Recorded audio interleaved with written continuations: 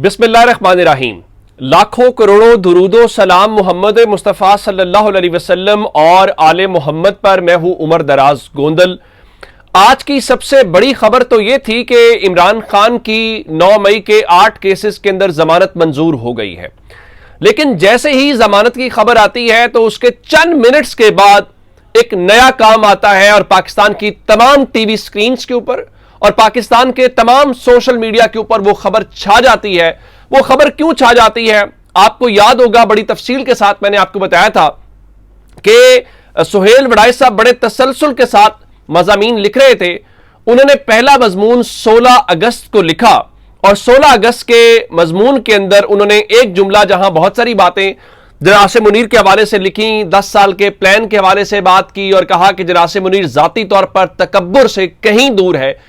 उन्होंने एक जुमला लिखा कि मतलब ये एक इंटरव्यू था जिसमें उन्होंने कहा कि उनकी एक मुलाकात हुई है फील्ड मार्शल के साथ और उसमें एक ये था कि सियासी मसालिहत के लिए सच्चे दिल से माफी की बात की गई। अब ये जुमला आना था और उस जुमले के बाद शोर मच गया।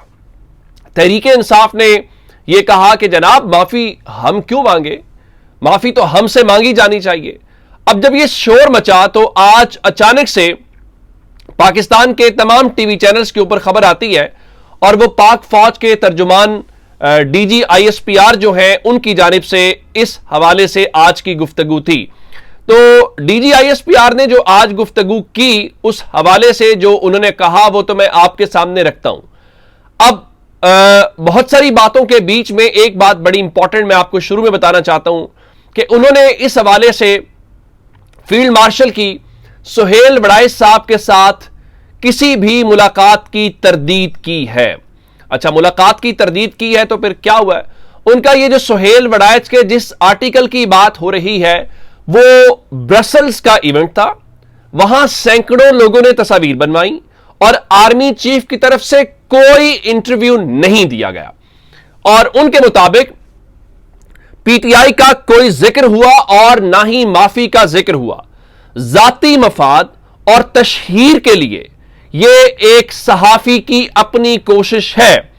अफसोस की बात है कि सीनियर सहाफी होकर भी गैर जिम्मेदारी का मुजाहिरा किया गया।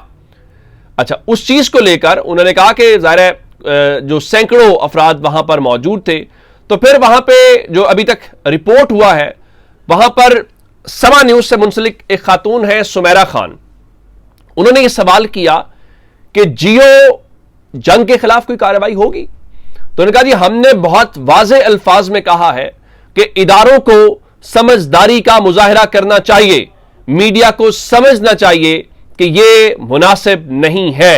ये डीजी आईएसपीआर के जुमला है।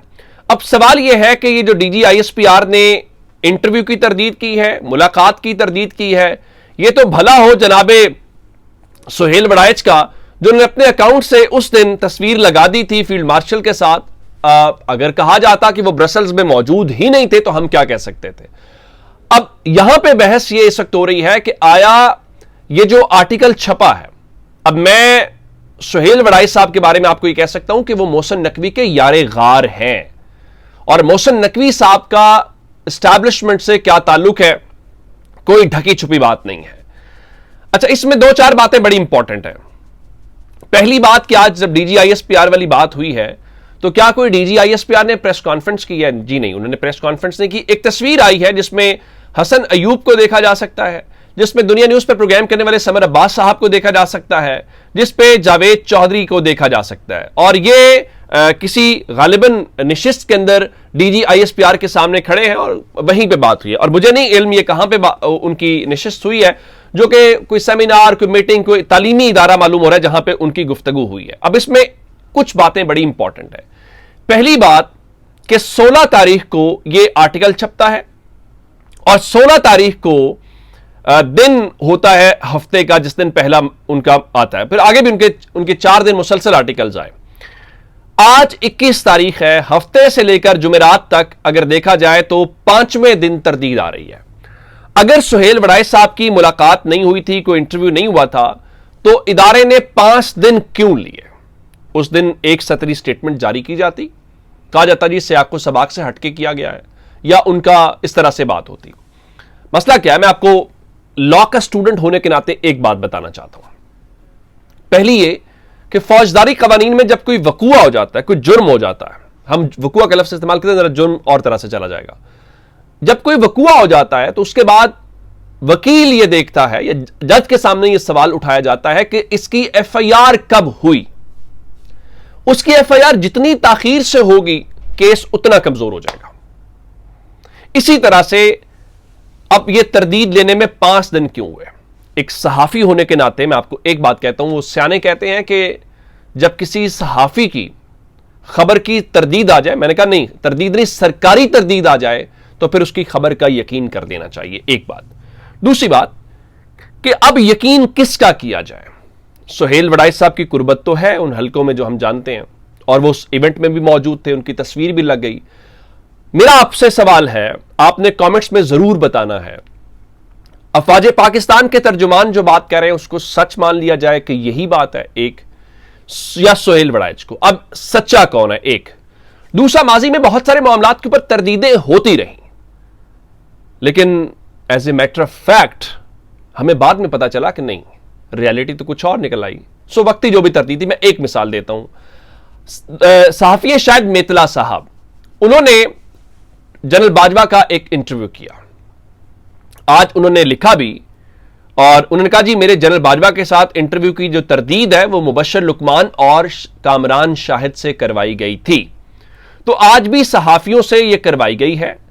تو اب سوال یہ ہے کہ اس کی ریالٹی کا ہمیں اندازہ کب ہوگا؟ اب میں نے اس کی ایک اور تجویز دی ہے, اور وہ تجویز یہ ہے کہ اگر ان کی پہلے ملاقات نہیں ہوئی یا کوئی انٹرویو نہیں ہوا تو جناب پھر سہیل وڑائچ صاحب کا ایک آن کیمرہ انٹرویو کروا لیا جائے. ایک بات.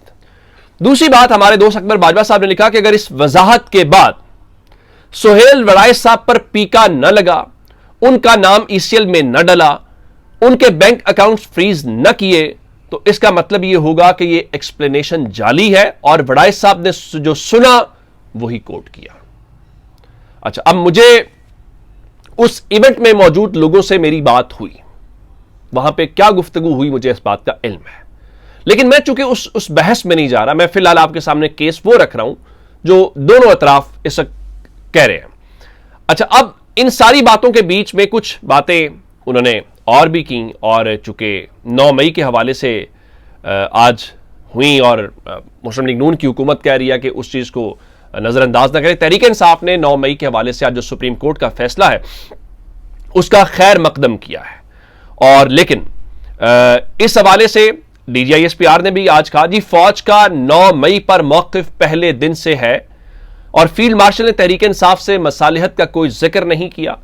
9 مئی جیسے انتشار میں ملوث لوگوں کو معافی مانگنی چاہیے.